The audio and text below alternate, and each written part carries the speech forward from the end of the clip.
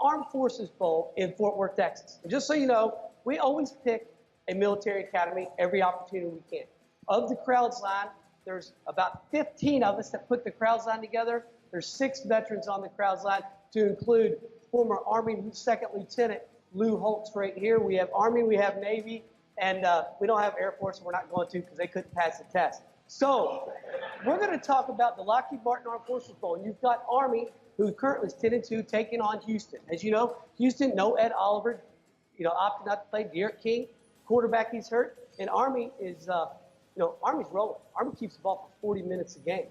Mark, who's going to win that one? I like Army in this game. That's the reason why. It's because they can control the ball on the clock. If you look what Army did against Oklahoma, they had the ball for 44 minutes against Oklahoma, the #1 scoring offense in the nation at the time. And they were able to run the ball, and they were able to play great defense in that game. And I think in this game, when you look at Jeff Monken, their head coach, he's not done a good job. He's done a phenomenal job. This is the first time in Army's history where they've won back-to-back 10 games.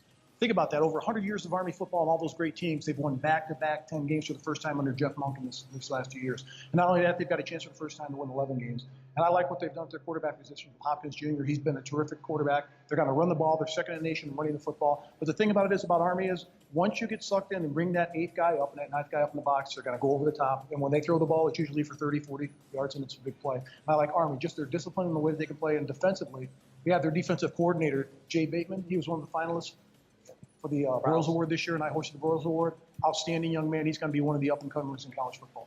Well, I think Mike has done a tremendous job. And let's remember this.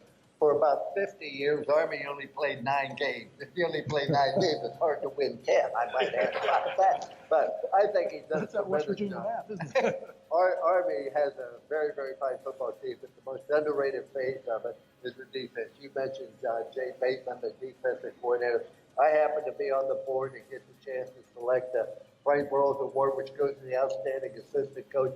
Out of all the assistant coaches in the country, I voted Jay Bateman #1. I look for Army to win this game 31-14. Not only did Houston not have Oliver, the great defensive lineman, who's going to sit out, they lost their great quarterback, Derek King, who's accounted for almost 4,000 yards total offense. So without Oliver, without King, with Army in the day, 31-14, West Point wins.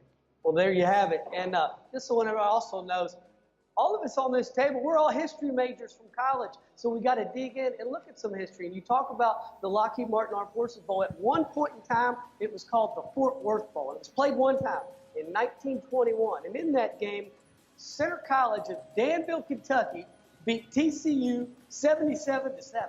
So there you have it.